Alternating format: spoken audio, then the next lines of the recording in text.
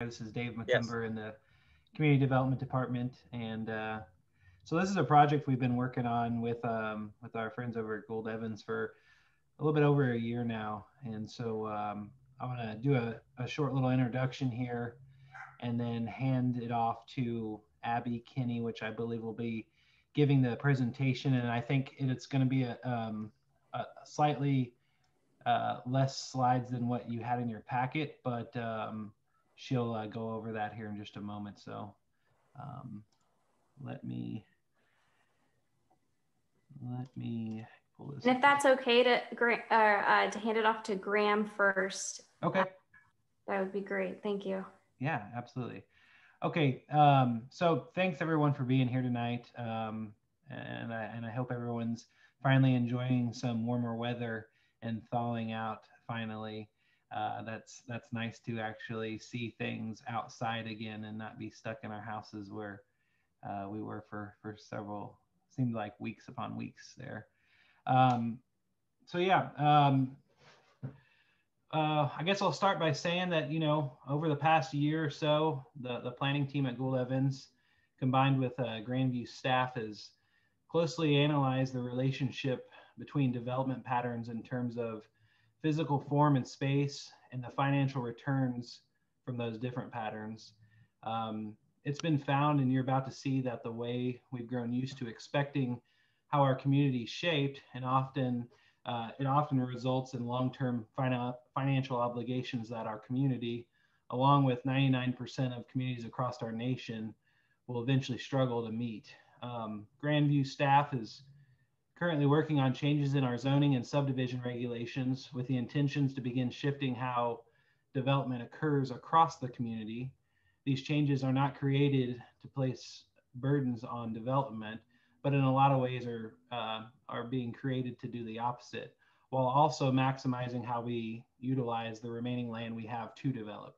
Additionally, we're looking to be more flexible in how redevelopment occurs to help spur more opportunities where it's needed most. This project, a stronger Grandview, should be closely examined and leaned upon when considering development projects in the future, as these developments can have lasting consequences for the community as a whole, for good and in some cases not so good. Besides pointing out the burden certain types of development can put on a city's budget, it also addresses the need for creating real community wealth by recommending certain types of development that have long been embedded in our culture and our country. True community wealth generation will go a long way in bettering our citizens' personal lives in so many ways. With that, I'll hand it over to Graham Smith, and he can start the presentation and show you what we've got. And we'll provide copies of the final report to everyone within the coming days here. Okay, thank you, Dave. Abby, do you want to put that on full screen and maybe a little bigger? There we go. You got it. Thank you very much. And Mr. Mayor and members of the board, thank you for having us back tonight, actually. This is our final presentation on the Stronger Grandview project. And first, I wanted to start off by saying a big thank you to the city staff. Very, very helpful. We played really a team role here in trying to put this study together to help understand the fiscal situation in Grandview better. And so, as Dave said, this is something we think you guys can really use as a tool in your toolbox over the next several years to evaluate development proposals and how the community continues to grow and redevelop. And so from that standpoint, it's very important for the city. I believe, Dave, you have copies of this, the full report, if people want to see them, if they don't already have them. And as Dave said, there is a bit of a shortened presentation tonight, and I just want to take a second to do a quick introduction and then turn it over to Dennis and Abby. But wanted to give you a little bit of background of where we're coming at this from. And so about 5 years ago, the Gould Evans Studio for City Design started really talking about the way we did planning differently. We really started to talk about it and think about it in terms of how do we build great cities? And so what we wanted to do was try and identify those primary things that create great cities and help them endure over time.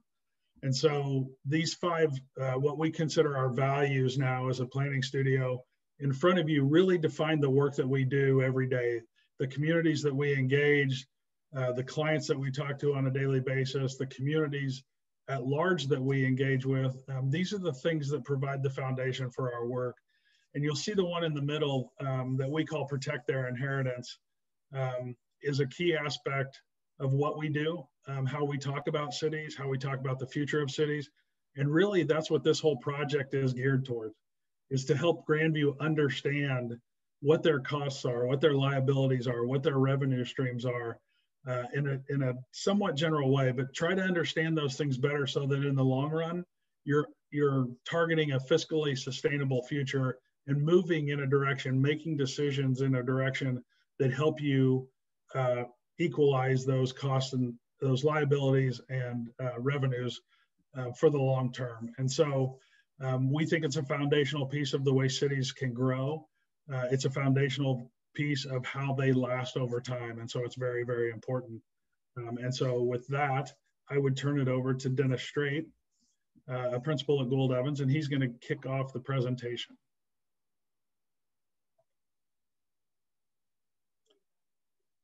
Thank you, Graham. Good evening, everyone. You are all aware, we all are aware of the national infrastructure crisis. And the point about what we're talking about tonight is not that it's unique to Grandview. This is an issue that cities across the country are facing. And what we hope to do is just give some insights into why we're in this situation and how cities like Grandview can move forward in a way that'll help you become more fiscally resilient. So I'm going to give you a quick summary of how cities have been built throughout our history. And this will be very quick because we've been building cities as people for about 10,000 years. And if you look at cities like this all across the globe, we reach similar conclusions to thousands and thousands of years of city building about how to build cities that were affordable, were sustainable in terms of being able to afford the amount of city that we built per person. And that motivation is reflected in Grandview. And in your origins, you can look back and see that your founding fathers and mothers were building your city in the same patterns. You were following the lessons that we'd learned throughout those thousands of years of city building, and you were picking up by building what's very common in cities around the country. You started with a traditional main street and grew from there. But things changed because throughout our history, we've been motivated to become property owners. There's a whole series of things throughout our history that you can track that were directly intended through our government policies and our practices to encourage us to be property owners. And that substantially changed in 1950, because in 1950, most families had one of these. And when you had a car, your ability to get around changed dramatically. And the way that we built cities was changed dramatically because we now had these as a way of getting around. So if you look at the history of Grandview and over this last century, the chart on the left shows your population growth. And you can see that you maintained a fairly village-sized population until about 1950, and then you had a substantial period of growth that took you into 1970, and that's close to where you are today. But you've had an explosive amount of growth really for a community.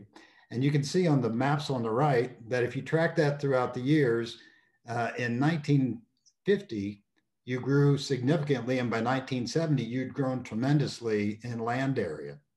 So those things happen simultaneously, but the subtlety that's different is that the amount of land per person in Grandview and in cities all around the country is much higher. We can go to the next slide here. So when we used to build cities prior to 1950, before we all had cars to drive around, we built cities very compact so that you could walk from where you work to where you live, or from where you live to school or to the grocery store. Those were important features for how we put cities together. But once we had cars, it was easy to drive. And so a 15-minute drive or 15-mile drive was not a big deal. And all cities followed a new pattern of city building and started to spread themselves out because of the affordability that a car provided. So we can go on to the next one. What that created that we didn't really think about when we started taking advantage of the mobility that cars provided is that we built much more city per person than we'd ever built in our history of city building.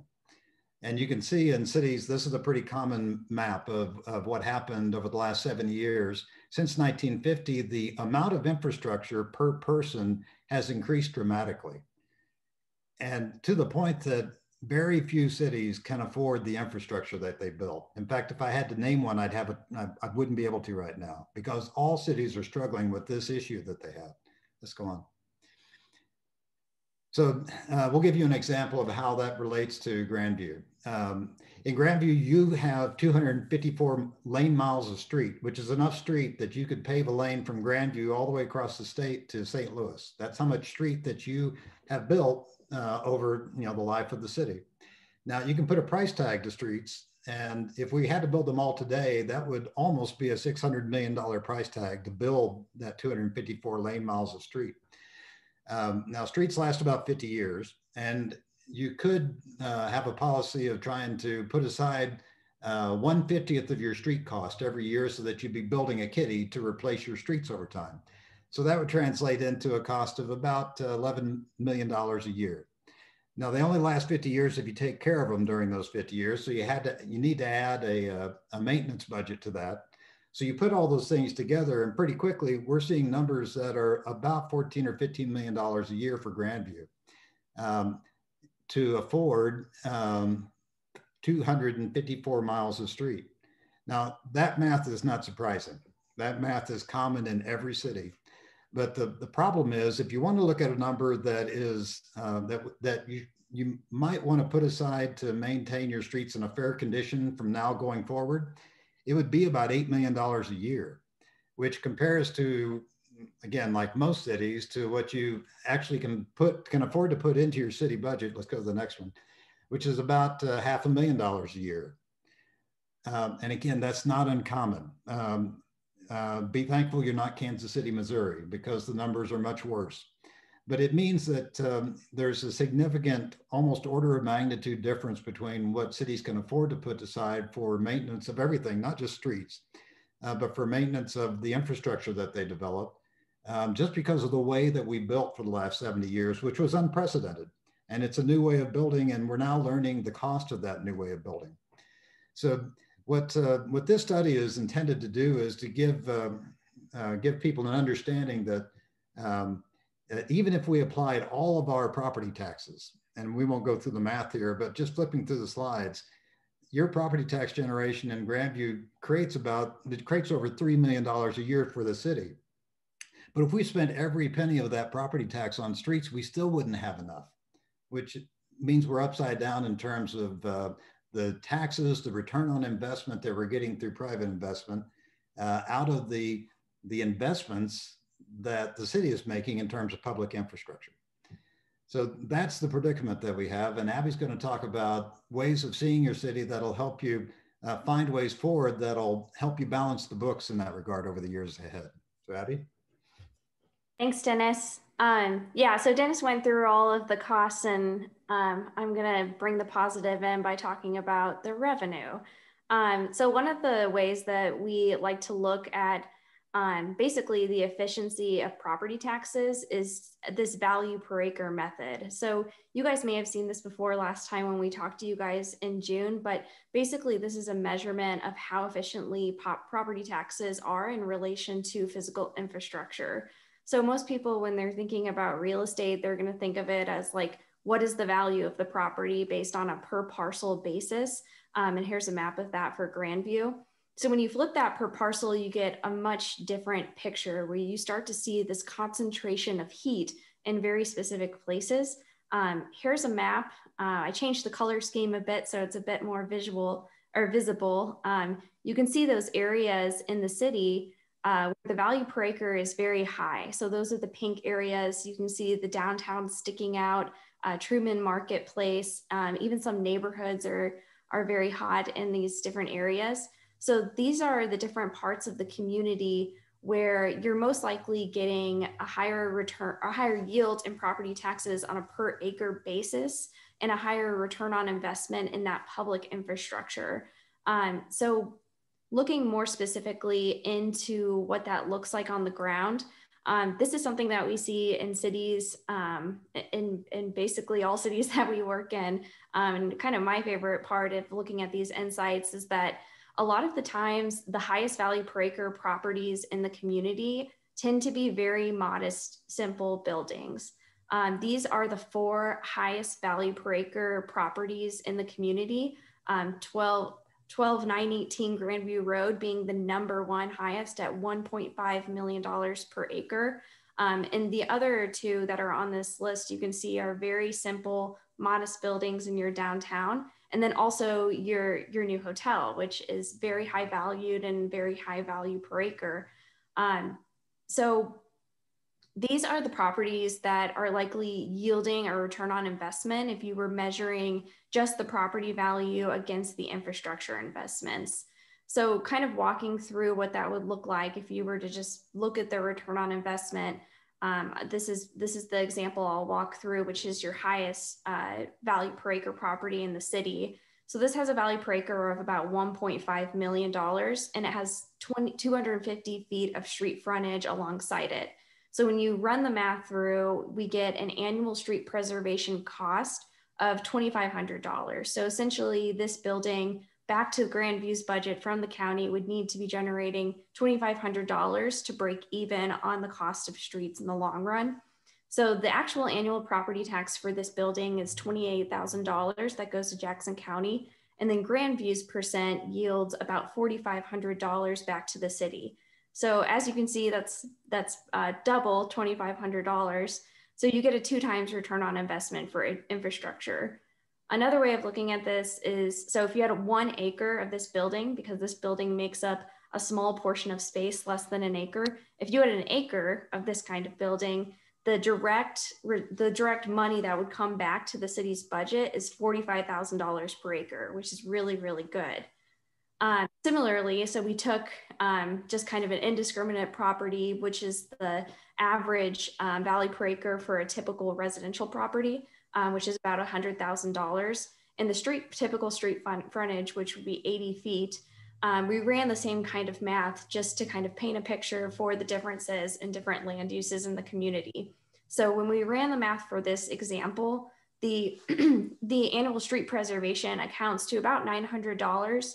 And then Grandview's percent of the property tax yielded is around $300. So that is about a 3 times negative return on investment for infrastructure.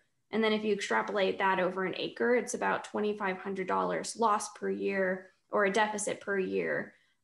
So some of what Dennis was talking about, that kind of explains the imbalance that a lot of communities have, where we've underbuilt in a lot of cases, and this is not just Grandview, this is basically every city that we talk to, where we've underbuilt on the private side, but then we've overbuilt on the public side. And so we have a lot of public infrastructure that we are responsible for taking care of in all communities across the country.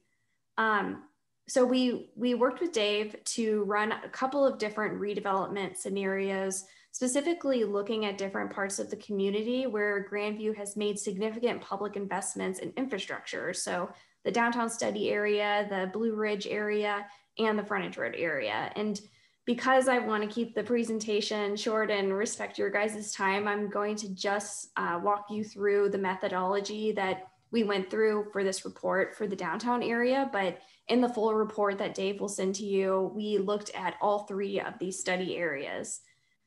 So this is the downtown area that we looked at, or the portion of properties that we looked at, all of the properties that are directly abutting Main Street in the downtown. So we pulled those properties and assessed, well, first I'll start with Main Street. So we assessed the cost of Main Street, basically running the math for the 50-year replacement cycle, as well as 15-year maintenance cycle, and came up with a number of, if you were to put money away every year so that you had, if you were maintaining that to a great condition, and then eventually replacing it after 50 years, it would be about $22,000 or $23,000 per year.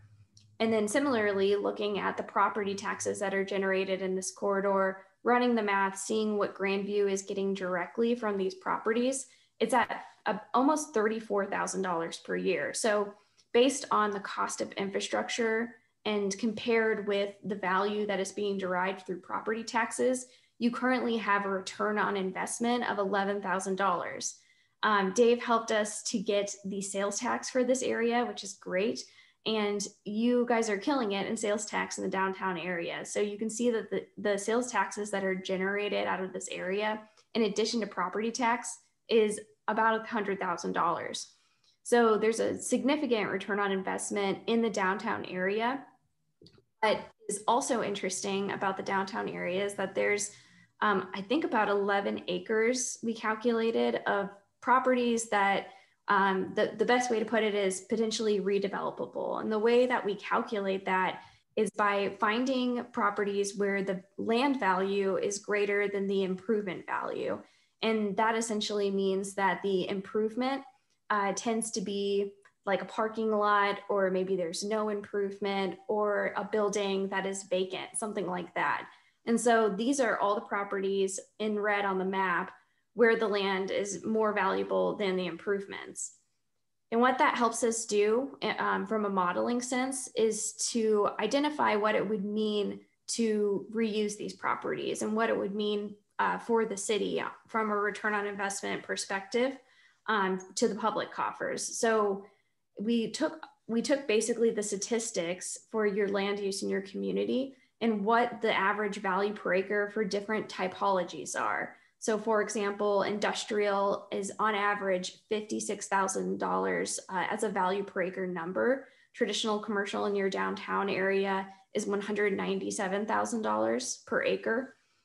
So we took all of those different numbers and ran them through a model. And Dave actually has this model and can use this methodology when assessing, for example, if you guys wanted him to run the numbers for a development project, he has these kinds of models that he could run the numbers through and get kind of a sense of what the value per acre would be and what the model would look like. So in this scenario, there's 11 acres of potentially redevelopable land. And if we are going to assume that eventually all of these properties will be reused in the future, we put in different percentages of what different land uses potentially could make up this area. So in this example, 20% could be mixed use and 60% could be reinforcing the traditional commercial buildings that are currently in the downtown area. So building some of those back, 10% to potentially apartments, and then 10% to multifamily. When you apply the numbers, you get a modeled annual return on investment. So if you'll remember the number from before, it was at $11,000. So if all of this land were redeveloped in the downtown, the new amount that would be that would go into your budget would be $64,000, which is a 6 times return, which is very, very good. So good question on that. What's the difference between traditional commercial and suburban commercial? That's a very good question. So traditional commercial are basically the buildings that are in the downtown that don't have parking around them. So it's those buildings that they're on like smaller lots and they are street fronting buildings typically. Thank you. You're welcome. So the last thing that I'll go through really quick, at the end of the report, we supplied some recommendations that we talked about with Dave and we talked about with staff that were important to this kind of discussion. And we wanted to really encompass the conversations that we had about how to move forward, some of these things that are already being done, but wanted to make sure that we highlighted it as being important to this kind of discussion. So in terms of citywide recommendations, a big recommendation was practicing accrual, what we call accrual accounting, which is basically what we walked through tonight, looking into those long-term costs for infrastructure and kind of continually assessing what the overall cost is of all of the streets in the city and seeing where you guys are at on a regular basis with being able to maintain those. And then also being very strategic about expanding infrastructure and really making sure that when opportunities are presented, that it is going to be in the best benefit of Grandview in the very, very long term, in terms of being able to eventually repay those debts when streets have to be replaced. Also, a continuous conversation, and this is something you guys currently do, but it's just being engaged in other communities, being engaged in other kinds of conversations. A big one being local representation on the Jackson County Board of Equalization being very important, especially with regard to understanding how this applies to tax incentives and making sure that Grandview can continually be strategic about how those are used. And then also just having conversations with other communities. This is something that a lot of communities are dealing with and trying to wrap their heads around and find ways to pay for infrastructure into the future. So talking with other communities is always very helpful. In terms of residential areas, so Dave mentioned that they're working on some zoning code updates. And I think one of the biggest and most important recommendations is really being able to use residential land more efficiently through incremental development types. So things like accessory dwelling units, smaller home improvements, infilling vacant lots.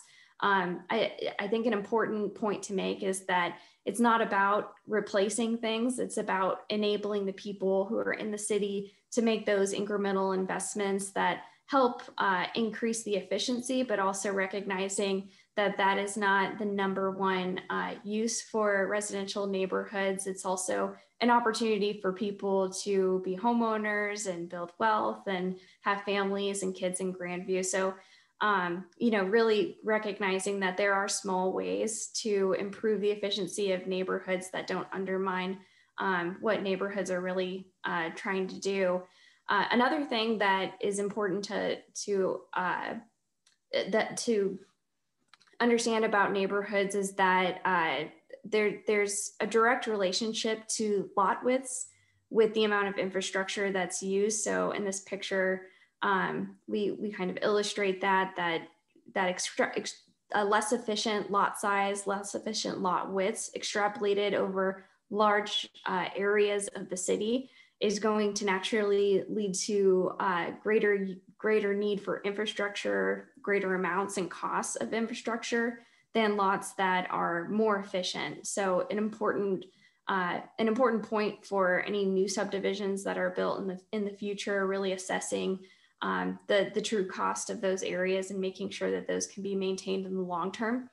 And then also making sure to continually support property maintenance and making sure that land speculation or property neglect isn't taking place, which would directly impact the value of those properties and whether or not they're returning anything to the city. And then finally for non-residential areas. So as I mentioned before, we did those assessments on your commercial areas, the case studies that we looked at in the downtown and in the Blue Ridge area. It's obvious when looking at the value per acre maps, as well as looking at the sales taxes, that these are really the economic engines for the community. So continuing to focus on the continued growth in these areas and making sure that these places stay healthy and that the businesses stay healthy. It's basically that, and this is similar in all pretty much all communities, but the commercial areas are really the nest egg that are going to continue to fund city services in the future. And so it's important to make sure that that health is preserved. As we've talked about with Dave, and as he's updating the zoning code, really being able to enable incremental development, infill development, reusing vacant lots and trying to streamline development in those areas is going to help make them more productive and help to increase the city budget over time.